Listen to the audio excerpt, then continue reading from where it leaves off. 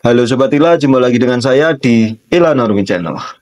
Kalau kita mendengar atau melihat perdebatan antara orang-orang ateis dengan orang-orang teis, tentu kita tidak asing dengan pertanyaan-pertanyaan sebagai berikut.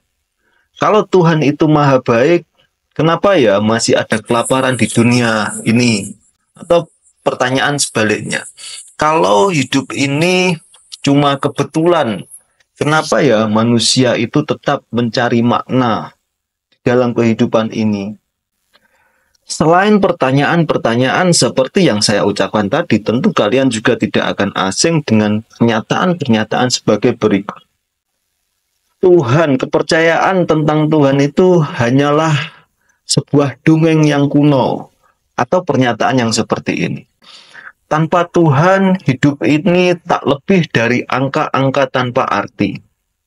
Oke, saat ini, di dalam video kali ini, kita akan membahas perdebatan klasik yang tidak pernah selesai. Ya, ini perdebatan antara orang-orang ateis dengan orang-orang teis.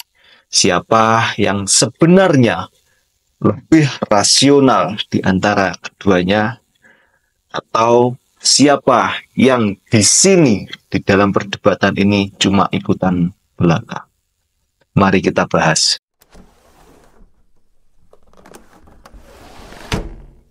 Sebelum kita membahas lebih jauh dan mengetahui mana yang lebih rasional antara orang ateis dan orang teis, kita akan memulai dari definisi apa yang dimaksud dengan ateis, apa yang dimaksud dengan teis, dan apa yang dimaksud dengan rasional itu sendiri.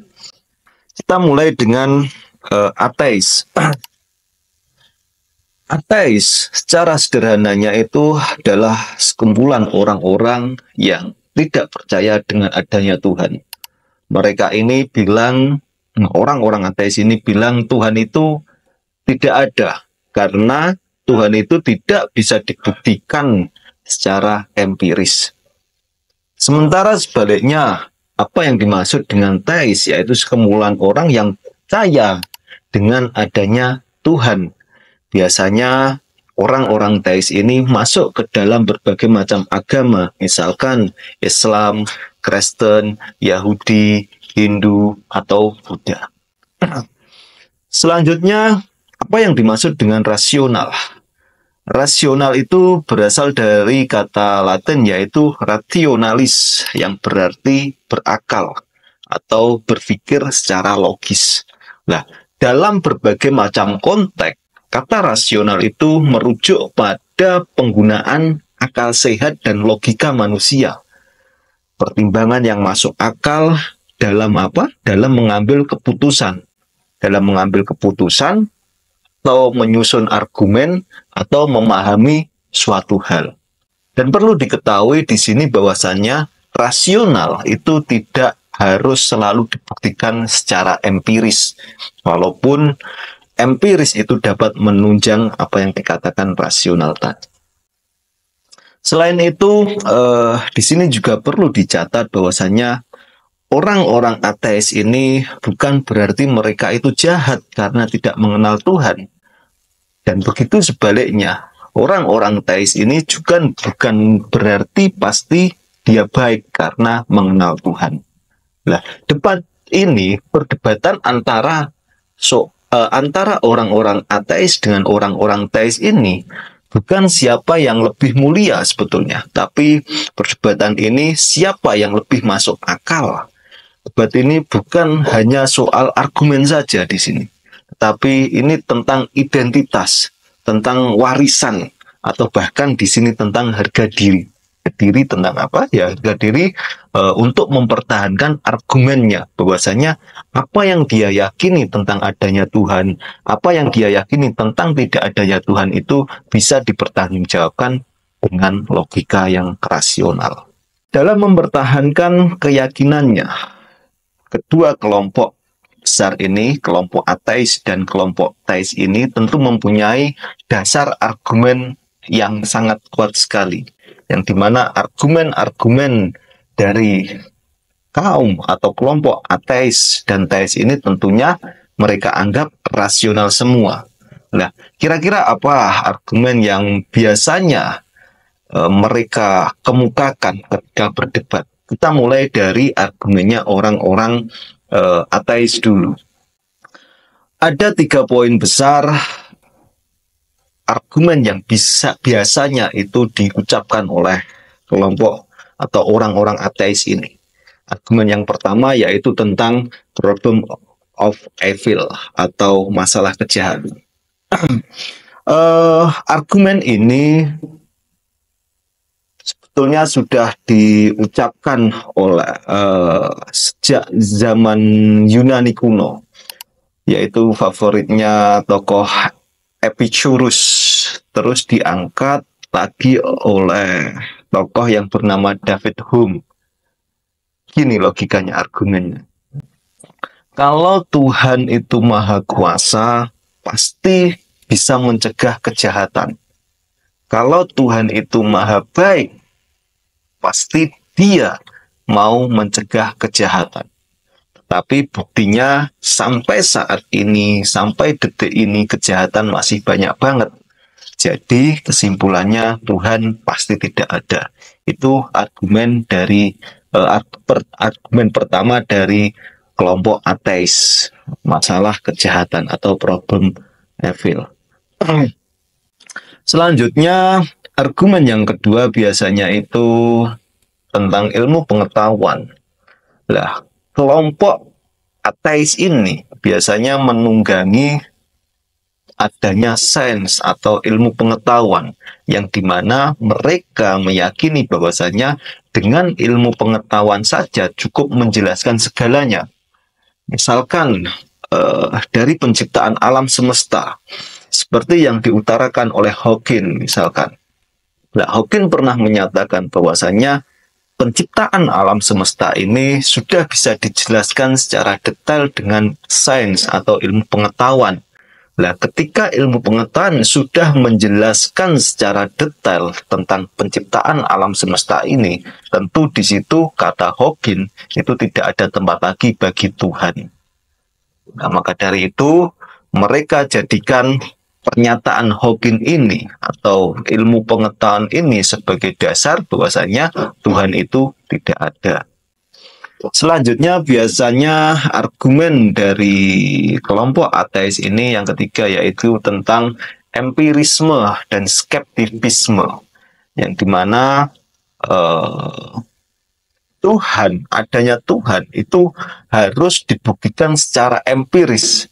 Jadi kalau saya itu tidak bisa membuktikan Tuhan itu ada secara empiris, jadi kelompok ateis ini tidak punya alasan untuk percaya adanya Tuhan itu sendiri. Bagi para kelompok ateis, sesuatu yang tidak bisa dibuktikan secara empiris ya sebaiknya tidak bisa dipercaya. Nah, percaya Tuhan, percaya surga atau neraka, bagi mereka itu hanya seperti percaya unicorn atau percaya seekor naga. Jadi, percaya kepada sebuah legenda atau hanya percaya kepada sebuah cerita saja.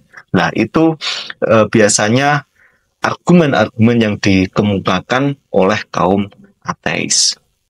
Selanjutnya kita masuk argumen yang sering dikemukakan oleh kelompok teis.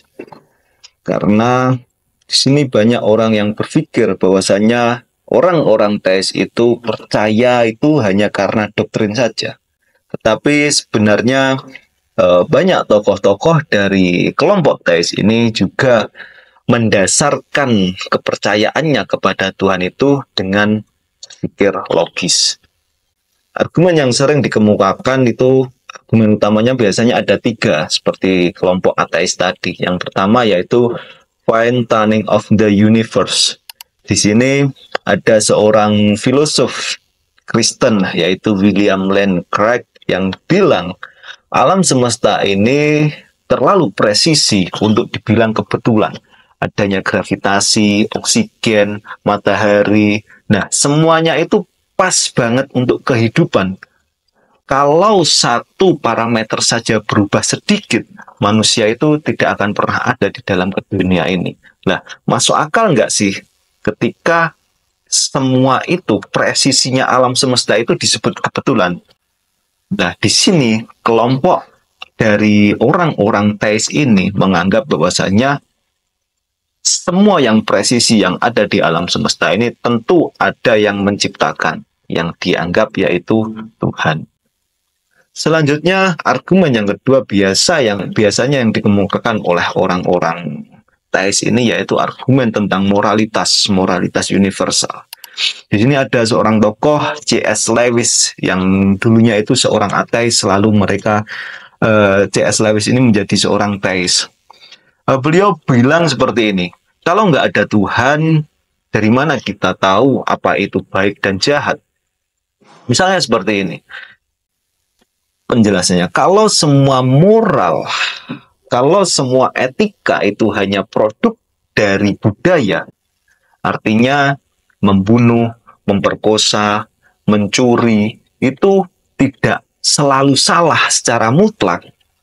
Tapi di sini hati nurani kita itu bilang kalau itu salah, titik. Membunuh, memperkosa, mencuri itu salah, titik.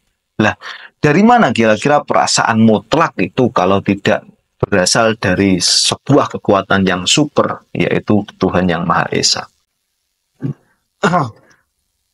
Terus argumen yang ketiga biasanya yang dikemukakan oleh orang-orang teis itu yaitu pengalaman spiritual.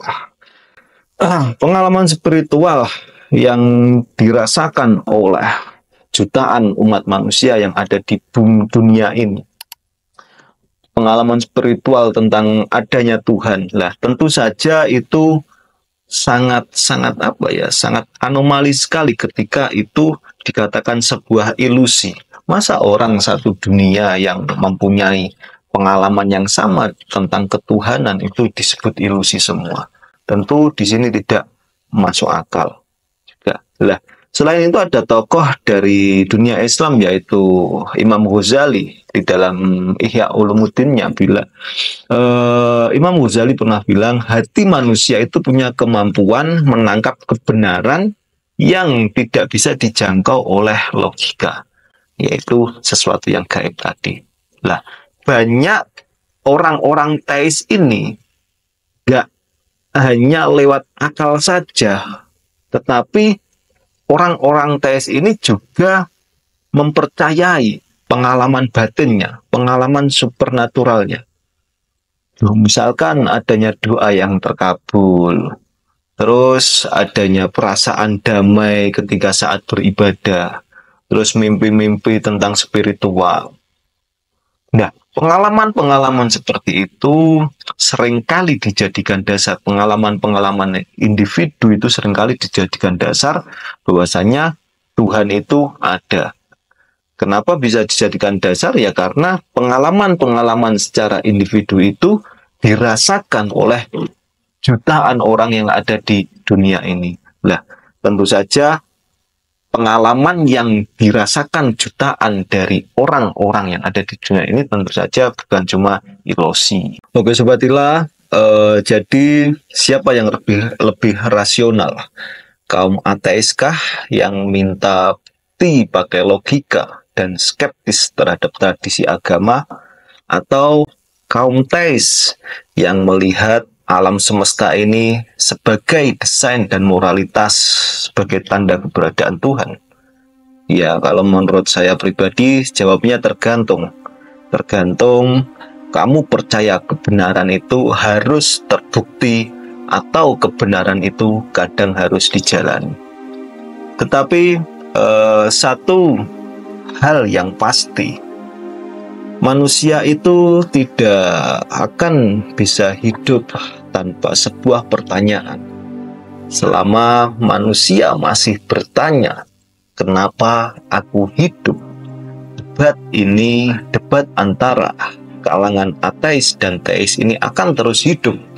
Karena di balik pertanyaan tentang Tuhan, sebenarnya kita sedang mencari sebuah arti dari diri kita sendiri. Kalau menurut saya pribadi, di sini tidak ada cara untuk mengatakan secara pasti mana yang lebih rasional, teiskah atau teismekah, karena rasionalitas itu adalah hal yang sangat subjektif sekali, hal yang sangat tergantung pada perspektif individu masing-masing, di mana ada yang menuntut rasionalitas itu harus selalu berdasarkan bukti empiris, atau bisa juga hanya berdasarkan makna saja. Sebelum saya tutup video ini, saya akan mengutip pernyataan filosof dari tokoh Prancis, yaitu Blaise Pascal, tentang taruhan imannya. Lebih baik percaya Tuhan dan ternyata salah daripada tidak percaya Tuhan dan ternyata dia. Oke, sebatilah, gimana menurut kalian semua? Apakah kalian cenderung ke teis atau ke ateis, atau di tengah-tengah saja? Tulis pendapat kalian di dalam kolom komentar. Oke, sebatilah, terima kasih sudah menyimak. Demikian dari saya, jumpa lagi di video selanjutnya.